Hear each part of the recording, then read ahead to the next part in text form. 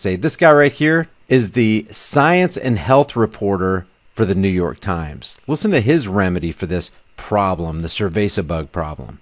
You're not sure that America will ever get it together to do some of the more extreme forms of isolation and intrusive monitoring. In other words, America's not going to comply, so we need to force this along a little bit, don't we, says Rachel Madcow. This is just the beginning. This is just an attempt to freeze everything in place.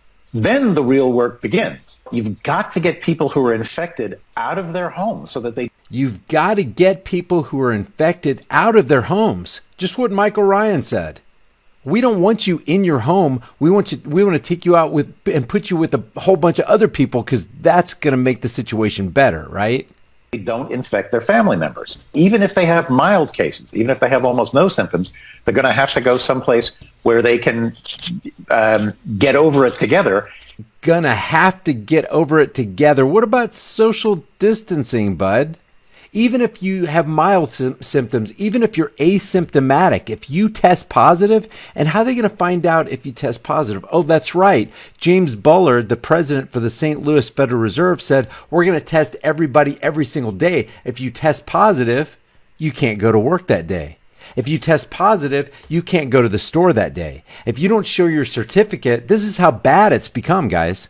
This is where they want this to go. We need to test literally millions of people because the first time you get a negative test means nothing. A negative test yields no information. What's he saying? Oh, you took the test and you tested negative? Well, that's not good enough. We're going to have you test in a couple more days because we're going to make sure you get positive because we want to make sure we lay our hands on you. We want to make sure we take enforcers and they go to your door and bring you out against your will and without your consent. We don't care what you have to say. Eventually, you'll test positive. James, think about this. James Bullard, the St. Louis Federal Reserve president, says that he wants people tested, not just once.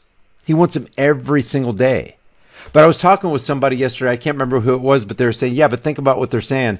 They'll set it up for test you every single day, and there will be an uprising every single day. I'm not going to be tested every single day. And then they'll back off on that, and they'll go, okay, you just need to be just tested once a year.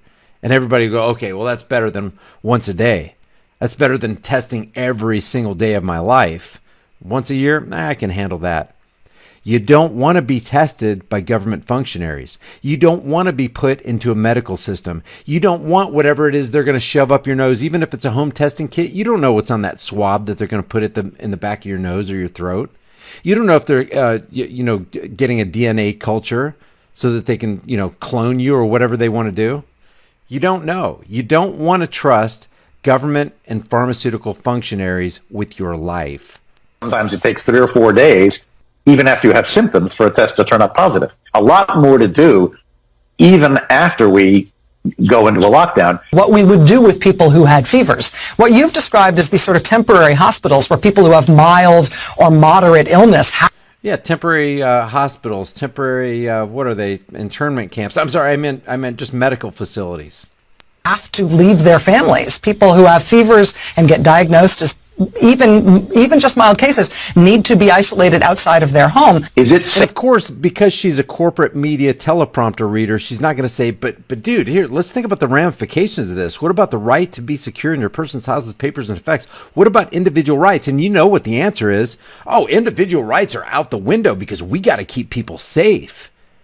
We got to make sure people don't die. We got to make sure there aren't infectious people walking around and jeopardizing the lives of the general population. Safe to walk into a grocery store while openly carrying a fever. You're endangering the other people in the store. Now we're going to put you in isolation. We're going to, you're for your own protection. Not everybody's case is mild. This is Nazi style Gestapo stuff. It's for your own protection. You don't want to harm somebody's grandmother while you're walking around in the grocery store picking out, eggs and milk and you got a fever, do you? We have turned the corner, guys.